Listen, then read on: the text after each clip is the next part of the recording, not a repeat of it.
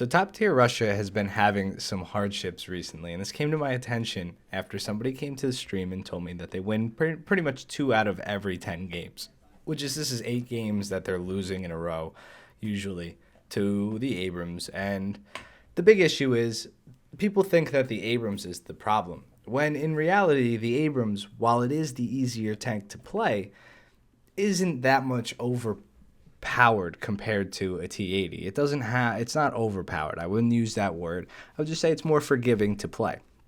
It has the faster reload, but a worse gun. It has arguably better armor, but in certain situations, the T80 is way better. For example, hold down.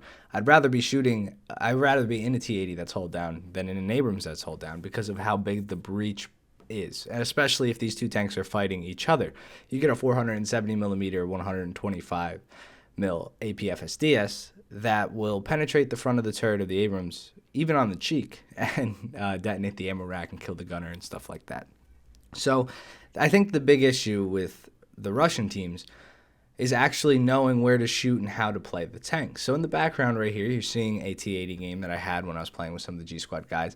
And we can get wins pretty easily. If there's 4 of us all in T80s, I would say we win probably 4 out of 5 games, which, I'm not using that as baggage saying that everybody should win that many games as Russia. I'm just trying to give people the idea that, it is possible to win with these tanks. You just have to have a little bit more patience and really know what the tank is good at. In a straight line on a hard surface, the T-80 will give an Abrams a run for its money in its mobility. It is a lower profile vehicle, so it's harder to hit technically because there's less real estate of actual space that the tank takes up. So here you see me going against 3 tanks. I bounce 1, and it is a Type 90, a Leopard 2, and an M1A1, I want to say, or an M1 IP. So I peek over, first tank, Type 90, bad shot on him, I bounce. But I'm using the small amount of gun depression you do get and the fast reaction times of this thing to kill these tanks. So there goes the IP. Oh, no, it's just an Abrams, so just an M1 through the front of his turret. Bounce a shot off another Abrams through the front of his turret, knock out his gunner. Now it's just me and a Type 90, and I've singled it down to a one-on-one, which is kind of how good this tank is. You can really do things like this every single game if you play the vehicle properly. So I'm going to move left and try to get another nice depression spot. This is also a good spot on the map. It's not a huge dune, so you don't have to be looking down as bad as you'd think. So I peek over, kill the Type 90, and then the Abrams is on his way to run. He bounces another shot. I'm assuming he knocked out his breach with that shot, and that's why it didn't do anything to me. Or it also could just speak a testament about how good the turret is on the T-80. It's another tank that it's so strong. And we forget about this because we get all caught up about penetrations and whatnot. But it's not just about penetration. It's about where you hit the enemy tank, what kind of post-pen it has, what kind of angled pen it has, and the fire rate. So obviously the Abrams wins that. It wins the fire rate. But the gun, it doesn't pen as well as the T-80. Now, this isn't me saying that the Abrams should have more pen on a shell. It shouldn't get a shell that could pen any more than it already has. I think that, frankly, would probably make it a little overpowered right now. But the round is good enough if you use your knowledge of tanks to take care of certain vehicles. So this didn't take long. I went over here, took out 3 tanks with, I think, 5 shots maybe, and was able to deal with them pretty effectively. I bounced shots in the process. That won't happen every game. There will be the games where you do get hit and those 3 tanks are going to push you, but it's a good example to show you what is possible with these vehicles. I think so many people limit themselves based on how they play vehicles, where they push, and just being scared of other tanks. When I see an Abrams, I just get hyped to shoot it in the breach. I'm not worried about it killing me or shooting back at me. And I think if you think about that, stop thinking about your life as super important in War Thunder, you can really start taking out these Abrams like they're nothing, and that goes for any type of tank in the game. Of course, I did get flanked there, and I didn't see that guy, but he was sitting there all game, and that was about it. So now I'm going to hop in my MiG. But this is another reason why I think Russia is losing. While we're hopping into the MiG here, you can see I'm using a full lineup. My lineup isn't that bad, but it's certainly not as strong as the American lineup that I have. So the American lineup that I've been using right now is 2 Abrams, so the IP, the M1. We have the Sergeant York. We have a Sabre. We have a helicopter with tow missiles. That's a really good lineup. And then I have an FJ4B, which the FJ4B gets 5 of the best missiles in the game. It is by far the best cast in the game in terms of the damage you can put out with very minimal skill required. Very easy shots that you can do with that. And while the Russian lineup that I have is a T-80, a T-64B, a MiG-17, a Shilka, a BMP-2, and a Mi-4 with the phalanges.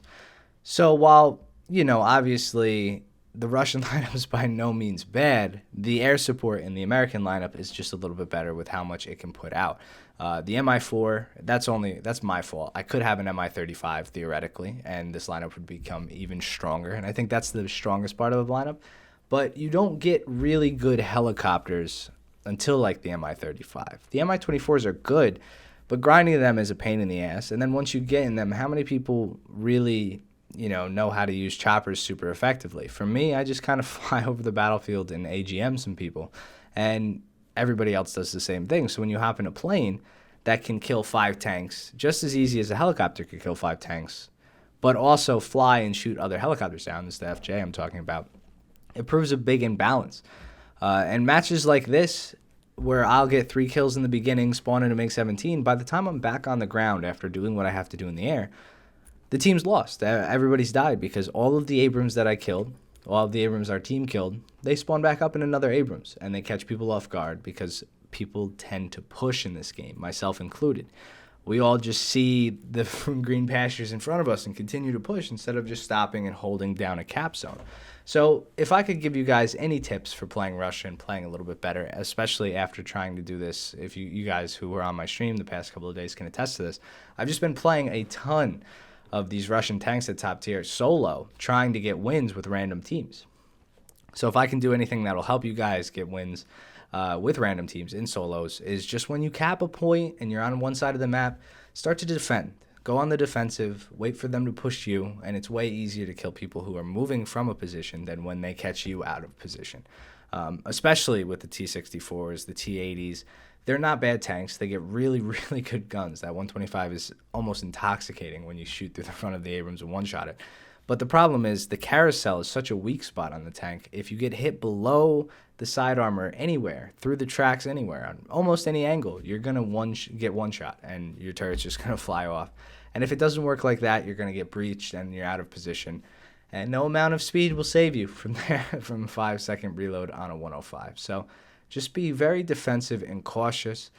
Work together. If you see another T-80 going to your normal spot, instead of being like, oh, I'm not going to go help that guy, go help him. 2 is way better than 1, especially in this game. And you need the tag team to help take out Abrams. Now, you can also spot on the map. If you press left alt and use your mouse wheel over the map, you can pinpoint people and hopefully get your team looking at least at where the enemy is coming from. So without further ado, I think I'm just going to end the video here. We had a nice conversation about Russia. What do you guys think? Do you think Russia is underpowered, overpowered, not doing well, doing great? Let me know in the comments down below. Let's have a discussion as to what your beliefs might even be as to why Russia's doing bad.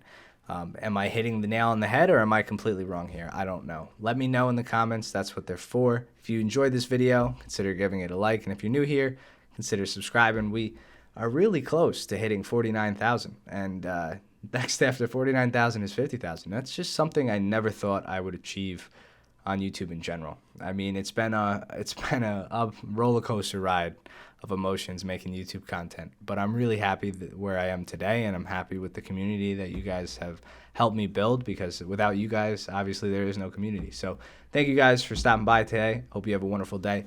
Hopefully I'll see you all tomorrow on FUF. I'll have a video out hopefully before FUF, but we're doing something special called the Gauntlet.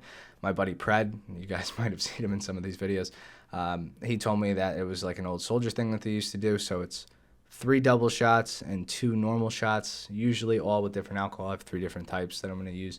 And you can't take more than 30 seconds between each shot, and you have to finish them all that way. So 3 doubles, 2 single shots, and a bunch of different alcohol. I think it'll be funny because I'm not going to drink on the stream other than that. I'm just going to do that at the beginning. It'll be a little social experiment, and we'll see how effective that is and what is to come. So again, see you guys in the next video. Thank you for watching. Peace.